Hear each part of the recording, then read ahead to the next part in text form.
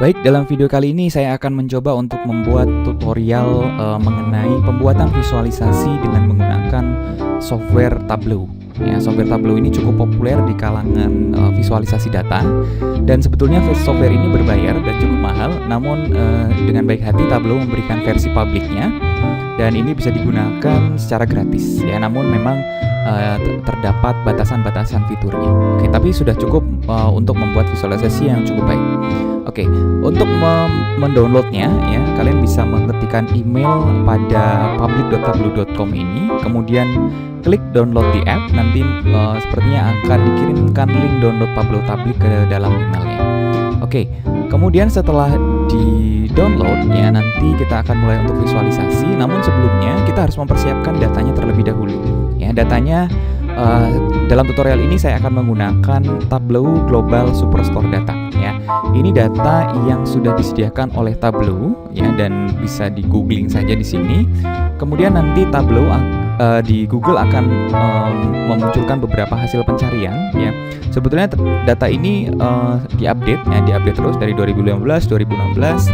Nah, nanti bisa dicari saja yang cocok yang mana. Namun sebetulnya semuanya bisa kita gunakan ya. Mungkin yang versi terupdate itu datanya juga sudah lebih update isinya ya. Namun dengan yang lama pun tidak masalah seperti itu, karena kita hanya ingin untuk latihan visualisasinya saja.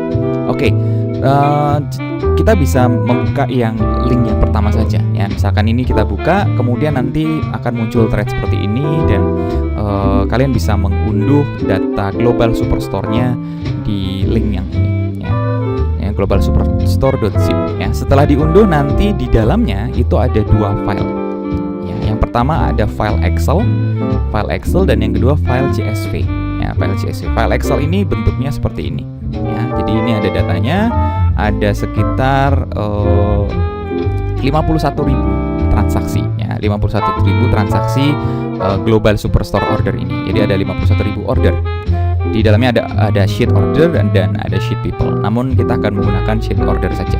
Lalu file yang kedua adalah file CSV ya. File CSV ini kalian bisa buka dengan Notepad++ ataupun Notepad biasa juga bisa.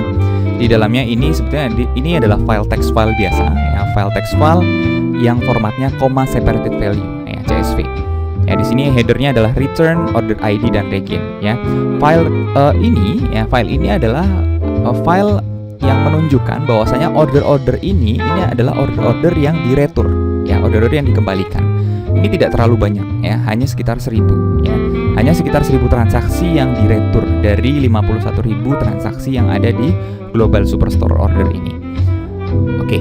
Bisa jadi mungkin tidak 51.000 di dataset yang kalian download jika mungkin di versi yang lain. Saya versi yang 2016, ya, tapi tidak masalah seperti yang saya katakan. Baik, setelah di download datasetnya dan tableaunya sudah diinstal, maka nanti akan bisa dibuka tableaunya dan tampilan awalnya adalah seperti ini.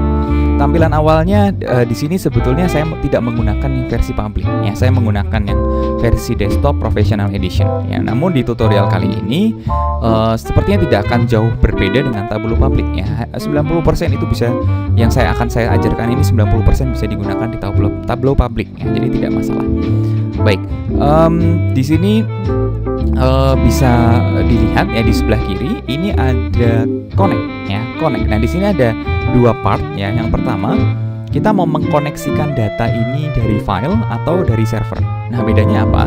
Kalau dari file, ya, ini biasanya file-file yang statik, ya, seperti Global Superstore tadi, ya. Jadi filenya sudah final, biasanya filenya sudah final dan bisa kita analisa, ya. Bentuknya bisa Excel, text file, ya. Text file itu termasuk yang CSV tadi adalah text file, JSON file, file object, file access, Microsoft Access, PDF, spasial, statistikal, dan masih banyak lagi, ya. Di sini ada pilihannya.